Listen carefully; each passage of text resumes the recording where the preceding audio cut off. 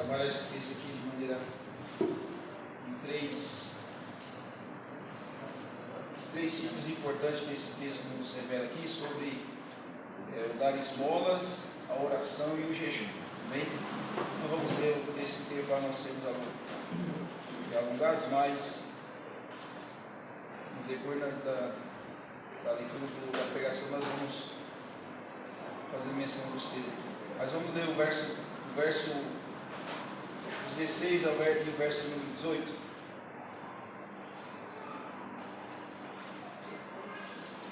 E quando jejuardes, não vos mostreis contristados como os hipócritas, porque desfiguram o rosto, para que aos homens pareça que jejuam.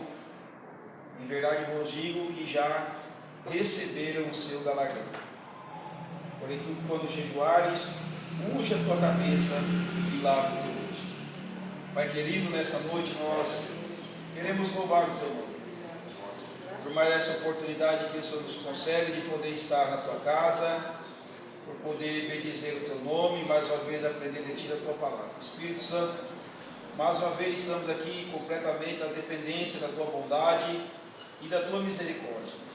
Abre-nos a porta da palavra, continua falando conosco, continua falando aos nossos corações, e que possamos a cada dia pautar a nossa vida naquilo que a tua palavra nos orienta.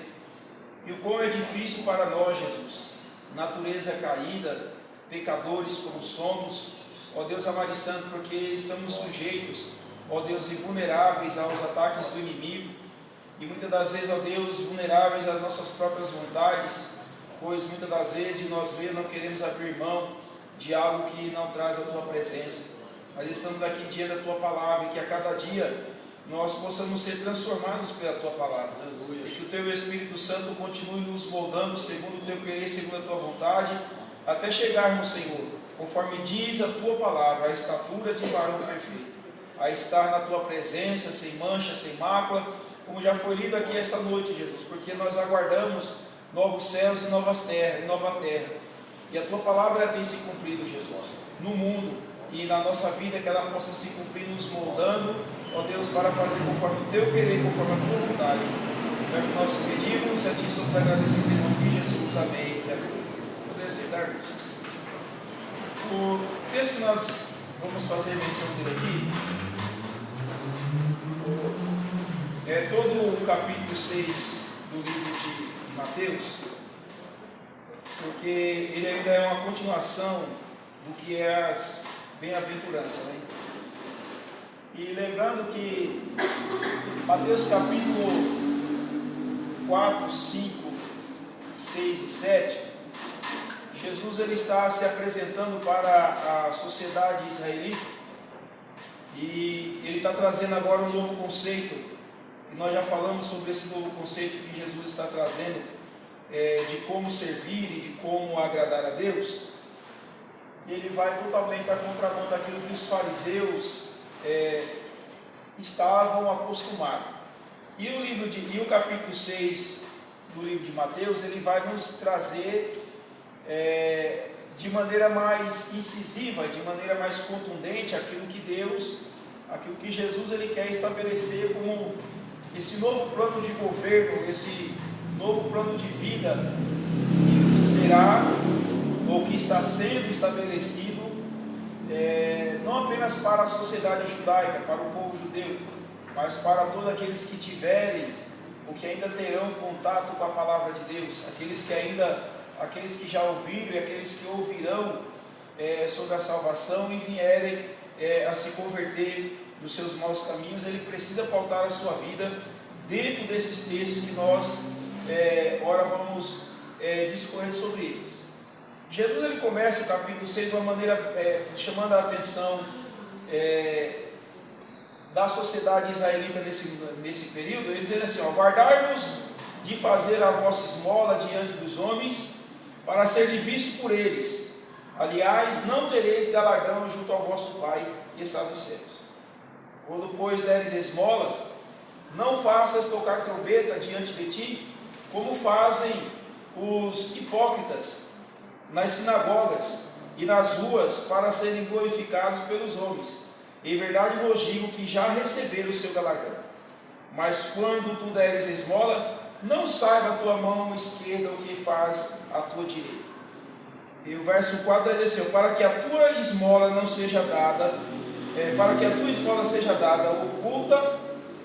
ocultamente, e o teu pai que vê em secreto te recompensará publicamente. Do verso 1 até o verso número 4, Jesus ele fraciona o capítulo 6 do livro de Mateus, exatamente nesses três aspectos: acerca de dar esmolas, acerca da oração, de como se deve orar, e acerca também do jejum, como se deve jejuar. Então, primeiramente aqui, a questão do dar esmolas era comum para os fariseus, eles fazerem as coisas na intenção de serem glorificados pelos homens. E o próprio Jesus, quando ele está dizendo uma das suas palavras, ele diz assim: um certo homem, ele entrou no templo e ele estava agoniado, angustiado, e ele batia no peito e clamava assim: Senhor, tem misericórdia de mim, porque eu sou miserável e pecador. Um outro fazia coisa completamente diferente. O outro estava em pé e começou a fazer a sua oração, e na sua oração ele se auto-justificava dizendo: Senhor, eu te agradeço porque eu não sou como um desses pecadores, ou seja, eu sou melhor do que esse publicano que está aí rasgando as vestes aí, humilhado na oração. Eu sou melhor do que ele, então eu quero sair daqui justificado. E Jesus fazendo um peso nessas duas orações, porque são duas pessoas clamando ao mesmo Deus, só que uma oração é respondida e outra não. E a forma com que nós oramos diante de Deus, isso vai externar o que de fato há dentro do nosso coração.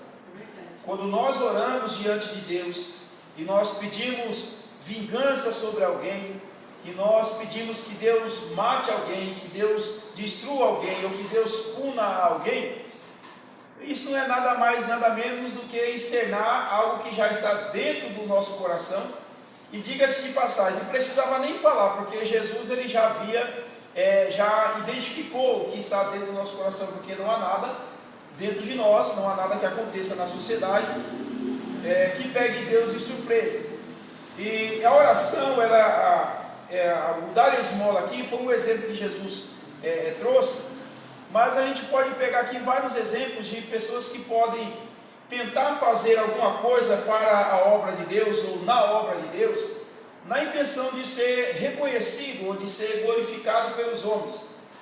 Só que a Bíblia condena esse tipo de atitude, por isso Jesus está dizendo assim: olha, esse novo conceito de religião, se podemos dizer assim, esse novo conceito de religião que eu estou trazendo sobre vocês, para tentar mudar essa cultura israelita de que Deus só está com aquele que é abençoado, que Deus só está com aquele que é abastado. Então talvez por essa teologia judaica que estava impregnada no coração dos judeus nesse período, eles, no conceito deles era: se você é rico é porque Deus está com você, se você é pobre é porque Deus não está com você, então você vai morrer na sua miséria e o rico vai morrer na sua riqueza. E Jesus está quebrando exatamente esse conceito. E nessa de fazer a obra de Deus, trazendo isso para os nossos dias, se aplica, irmãos, a todo tipo de trabalho que nós fazemos na casa de Deus. E a pergunta que pode surgir daí é: qual é a intenção? Qual a nossa intenção? Qual a minha intenção? Vamos colocar primeiro quem fala, né? Qual é a minha intenção no pastoreio, na obra de Deus? Qual é a nossa intenção quando Deus confia algo nas nossas mãos para nós fazermos? Qual é o nosso objetivo? Nosso objetivo é qual? É glorificar a Deus ou fazer com que o nosso nome ele seja reconhecido? Existe, infelizmente, dentro desse conceito, algumas pessoas que prezam para fazer a obra de Deus, mas não para que o nome do Senhor seja glorificado, mas para que o nome do Senhor seja abafado na vida dele, e através do nome de Deus ele consiga patamares superiores, a ponto de se sentia um semideus na face da terra, ou se sentia uma pessoa intocável. Já conversou com qualquer tipo de pessoa que ele diz assim: olha, não toque em mim porque eu sou ungido de Deus? Ele se intitula um profeta, e aí ele fala: não, eu sou profeta de Deus, e quem maltratar um profeta vai se ver com Deus. E aí ele faz o que ele quer, o que ele bem entende, ele oprime com palavras, ele oprime com as suas atitudes. Aí os irmãos acham, a igreja acha que Deus está num negócio desse, que traz um sistema de opressão em cima de outra pessoa, em detrimento de um cargo que carrega? Não, Deus não está nesse negócio. Então a nossa intenção, o que Jesus estava falando na verdade aqui, era que aqueles trabalhadores que seriam alistados para esse novo reino que está sendo estabelecido, eles tivessem um coração voltado para Deus, eles tivessem um coração que glorificasse a Deus em tudo que eles faziam. O dar esmola aqui é um simples exemplo, porque nos fariseus, irmãos, vão ver uma certa feita, quando Jesus está ensinando aos seus discípulos acerca do filho socorrer o pai, e sempre ter esse conceito de família, do cuidado, do zelo. Os fariseus inventaram uma doutrina e começaram a burlar a lei de Deus, porque segundo a lei, o filho era obrigado a sustentar os seus pais. Não existia INSS, não existia um socorro do governo. Eram os filhos que trabalhavam, o filho mais velho, o primogênito da casa, que quando o pai estava debilitado, era ele que assumia toda a responsabilidade da casa, inclusive sustentar os pais. Mas o que estava acontecendo dentro da doutrina dos fariseus? Quando algum pai, ele sentia necessidade de alguma coisa, ele procurava esse filho, aí ele dizia assim: pai, eu não posso te ajudar porque aquilo que eu podia ajudar é corban. A palavra corban significa oferta, ou seja, ele está dizendo assim: pai, eu não posso te socorrer porque aquilo que eu deveria ajudar o Senhor, eu estou dando como oferta no templo. E era um erro, porque pela lei eles não podiam, em detrimento de se auto-justificar, deixar de cumprir uma lei para se beneficiar dela do outro lado, ou arrumar uma desculpa para não fazer uma outra coisa que também estava dentro da lei. Tanto o ofertar estava na lei, quanto ajudar os pais estava na lei. O que eles tinham que fazer? Achar um ponto de equilíbrio aí, que eles não deixassem de ofertar ao Senhor, mas também não desprezassem os pais. Então ele estava desprezando os pais em detrimento de aquilo que eu tenho é para a casa de Deus, então eu não posso socorrer meu pai. E aí o pai ficava desprovido. Ou seja, as ofertas que eram dadas, às vezes poderia ser num alto valor, e aí eles eram bem vistos pela sociedade por aquilo que eles ofertavam diante de Deus, ou deixavam no templo, mas a outra obrigação da lei eles não cumpriam. E eles faziam isso apenas para ser honrado, ou para ser visto, ou bem visto pelos homens. E Deus não se agrada disso. Deus não se agrada de quem não traz oferta na igreja? Não é isso que eu estou falando. Deus não se agrada de quem não dizime na oferta. Irmãos, dizimar e ofertar é um ato de gratidão que nós damos a Deus. Mas nós não podemos pegar qualquer coisa que nós temos que cumprir à luz da palavra de Deus e deixarmos de cumprir em detrimento de algum outro erro ou de alguma outra coisa que a gente acha que deve fazer, e burlamos a lei de Deus, e burlamos a palavra de Deus. Não podemos, em hipótese alguma, fazer esse tipo de coisa, e era exatamente isso que os fariseus eles faziam. Então eles estão dizendo assim: olha, vocês dão as suas esmolas, tudo bem, é louvável a esmola que vocês estão dando aqui, porém não use isso como algo para que vocês sejam bem vistos pela sociedade. Então tudo que nós vamos fazer na obra de Deus, tudo é para glorificação e exaltação do nome santo do Senhor. A pergunta é: como nós estamos fazendo e qual é o nosso objetivo com aquilo que Deus confia nas nossas mãos para o fazer, e qual é a intenção que está no nosso coração? É para glorificar a Deus, ou para exaltar o homem, ou para estabelecer o meu nome, que meu nome não pode ser riscado daqui? Não. Aqui nós estamos apenas em passagem.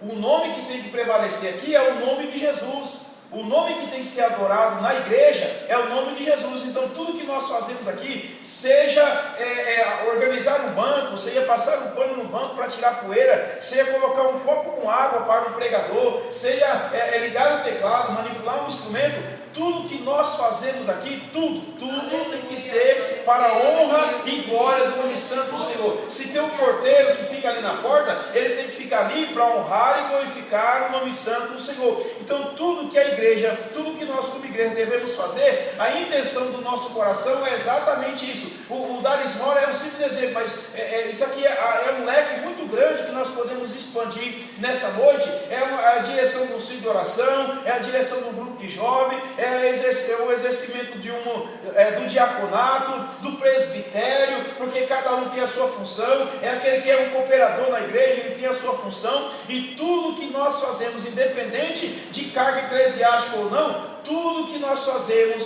tem que ser na intenção de glorificar e adorar ao Senhor. Não é buscar a glória do homem, não é buscar o reconhecimento do homem. É o que Paulo ele fala ali lá em Coríntios capítulo 3, do verso 13 até o verso 15, porque as nossas obras, se o irmão puder achar, pode achar, irmão Pedro, e já lê para nós, por favor, 1 Coríntios capítulo 3, do verso 13 a 15, porque aquele que faz a obra de Deus, irmãos, na intenção de fixar o nome dele no meio dos homens, ele já recebeu o galardão dele aqui na terra.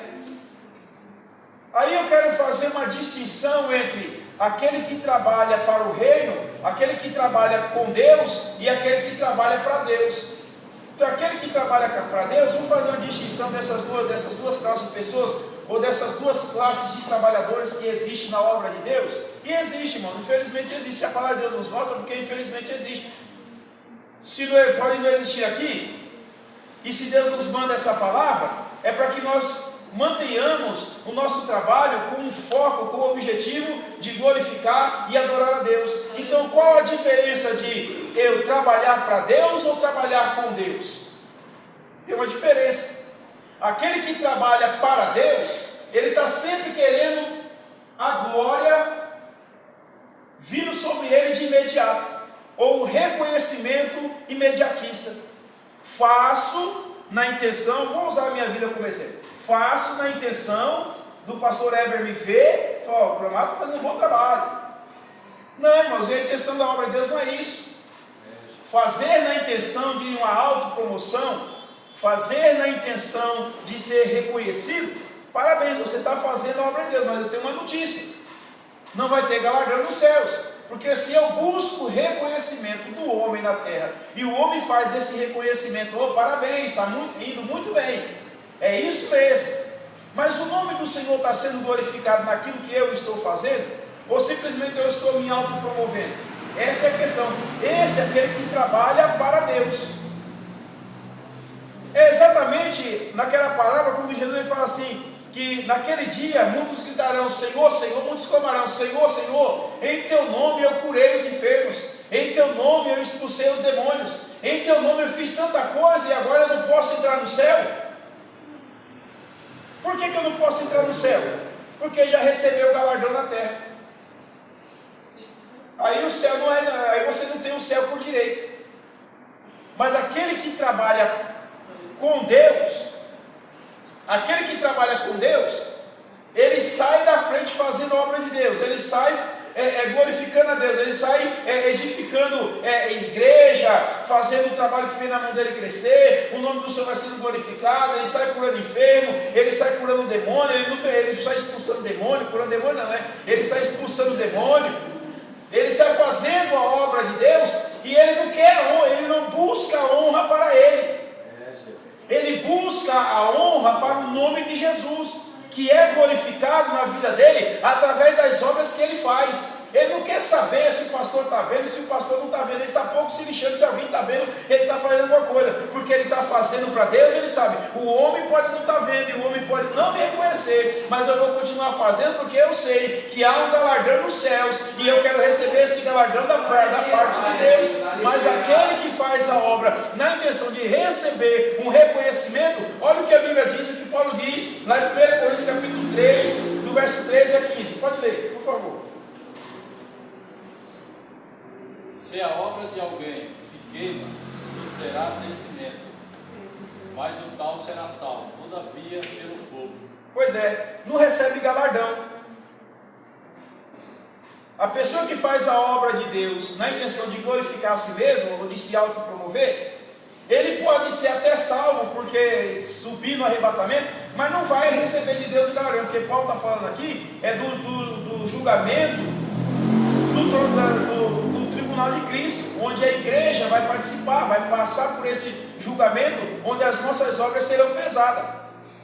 Pode ser que essa pessoa ela seja arrebatada, mas na hora de ver as suas obras, espera aí, você não fez nada lá para glorificar o meu nome, você foi salvo como que pelo fogo, meu amigo. Você escapou do inferno por um triz. É a Bíblia, irmão. Pode continuar lendo até o verso 15. Não sabeis vós que sois templo de Deus, e que o Espírito de Deus habite em vós? Se alguém destruir o templo de Deus, Deus destruirá, porque o templo de Deus que sois vós é santo. Esse é o 13, 14, 17. 16, 17. Volta no 13. 13. 3 e 13 é 15. A obra de cada um Ó, se manifestará. a obra de cada um se manifestará. Na verdade, o dia e a declarará, porque pelo fogo será descoberta, e o fogo provará qual seja a obra de cada um. Se a obra que nós fazemos ela tem consistência ou não. Porque tudo que nós fazemos aqui, irmãos, vai refletir na eternidade. Nós não fazemos nada aqui, irmãos, que não seja, que vai ficar por aqui. A Bíblia diz que há um memorial diante de Deus. E esse memorial, tudo que nós fazemos aqui, nós iremos prestar conta diante de Deus. Então temos que ter o cuidado como crente. E aqui não é só para quem tem posição eclesiástica, não, um cooperador, é para todos nós que fomos salvos, lavados e remidos pelo sangue de Cristo, para todos nós que fazemos parte do corpo de Cristo, que é a igreja. Não importa se o nome está em evidência ou não, mas Deus ele pesa tanto um quanto o outro. A quem mais é dado, a Bíblia diz assim, que a quem mais é dado, mais é cobrado. Claro que eu vou prestar conta a Deus pelo pastorado. Alguém vai prestar conta a Deus pelo tempo que ficou na porta. Alguém vai dar conta a Deus por um copo d'água que acabou de deixar aqui. Porque o que está sendo pesado na balança, no sentido espiritual aqui, é a intenção do nosso coração. Então vamos continuar fazendo a obra de Deus com esmero, com dedicação, sabendo que um dia nós iremos prestar contas diante de Deus de tudo aquilo que nós estamos fazendo. Vamos continuar fazendo a obra de Deus com o nosso coração aberto, livre de todo sentimento que massageia o nosso ego, ou porque alguém não nos reconheceu. Porque tudo no seu tempo nós receberemos de Deus também o reconhecimento humano da terra. Porque Deus mostra, Deus revela. E se alguém se pôr no nosso caminho como barreira, Deus tira. Mas Deus nunca vai ficar devendo nada para ninguém. E principalmente aqueles que carregam de Deus uma promessa, seja para uma vida ministerial, seja para uma vida, uma carreira ministerial dentro da igreja, galgar posições na igreja, seja qual for. Aqueles que se colocam como barreira, Deus tira, mas Deus nunca vai ficar devendo nada para ninguém. Então tenha certeza de uma coisa, se Deus te fez uma promessa, Ele vai cumprir com a promessa. Mas tem uma coisa que precisa acontecer na minha tua vida para que essa promessa ela aconteça. Nós precisamos estar na hora certa, no momento certo, fazendo a vontade de Deus e glorificando a Deus em todo o tempo. Não é olhando para a circunstância, não é olhando para trás, porque eu não fui reconhecido, eu vou olhar para trás, eu vou desistir, vou jogar a toalha. Não, continue olhando para Jesus, porque há um tempo determinado para todo o propósito debaixo do sol. Então nessa terra Deus trabalha na minha vida, na tua vida, para cumprir aquilo que Ele fala. Agora nós temos que permanecer fiel. A nossa fidelidade tem que estar acima de tudo. O nosso compromisso com a obra tem que estar acima de tudo. E a pergunta que nós fazemos é: qual o motivo que eu faço a obra de Deus? E isso é para todos nós crentes. Qual o motivo que nós fazemos a obra de Deus? essa pergunta é pertinente para que nós mesmos possamos responder para quem? Para Deus. Não responda para mim. Responda para Deus. Qual o motivo que nós fazemos a obra de Deus? O que é que nos motiva para isso? O que é que nos motiva a chegar em casa cansado, depois de um longo dia de trabalho, de um sol quente, chega debaixo do chuveiro, toma um banho, parece que quando você sai do chuveiro, o corpo quer desfalecer, só quer dormir, cansado. Qual o motivo? O que é que nos leva a vencer o cansaço para chegar aqui? Qual é o motivo? Fé e esperança. É um dos patamares que a gente precisa ter na nossa vida. E a confiança no Deus que nós servimos, que Ele jamais vai ficar nos devendo coisa nenhuma. Então, vale a pena vencer o cansaço, vale a pena vencer a fadiga, vale a pena sair do chuveiro e falar, não vou nem olhar para o quarto, que se eu olhar para o quarto, eu vou cair na cama. Não, mas eu tenho um compromisso com Deus primeiramente, e depois eu tenho um compromisso com a igreja. Então, o meu compromisso com Deus me faz pensar da seguinte forma: o meu senso de responsabilidade com Deus é maior do que a minha vontade. A minha vontade, o meu desejo é deitar, é ficar em casa de boa, é ficar sentado no sofá, é maratonando uma série talvez, ou tomando um cafezinho fresquinho na hora, comendo uma pipoca ali de boa. Não, mas o meu senso de responsabilidade com Deus e com a obra de Deus me faz levantar do sofá, me faz pular da cama e me faz estar na casa de Deus, ouvir a palavra de Deus, porque Deus, Ele tem sempre o melhor. E por que nós muitas das vezes procuramos dar a Deus apenas migalhas, ou o que sobra do nosso tempo? Nós temos que pensar nisso como crente, porque um dia nós iremos prestar conta de Deus. O motivo de fazer as esmolas é para o bem de todos. Ou seja, Jesus está repreendendo alguém aqui porque alguém deu esmola para um benefício próprio, para que fosse reconhecido. Mas o nosso objetivo em trabalhar na obra de Deus, irmãos, é para que o nome do Senhor seja glorificado. Pouco importa se alguém reconhece meu nome ou não. Eu quero saber que meu nome está escrito no livro da vida. É disso que eu quero saber. Essa é a nossa preocupação, tem que ser essa como crente. É saber que o nosso nome está escrito no livro da vida. E tudo que nós estamos fazendo, seja dar esmola, seja colocar um copo com água, seja ligar um som, seja varrer a igreja, tudo que nós fazemos tem que ser para glorificar, adorar e bendizer o nome santo do Senhor, porque só Ele é digno de receber a honra, a glória, o louvor e a adoração. Outro motivo que não pode ser, irmãos,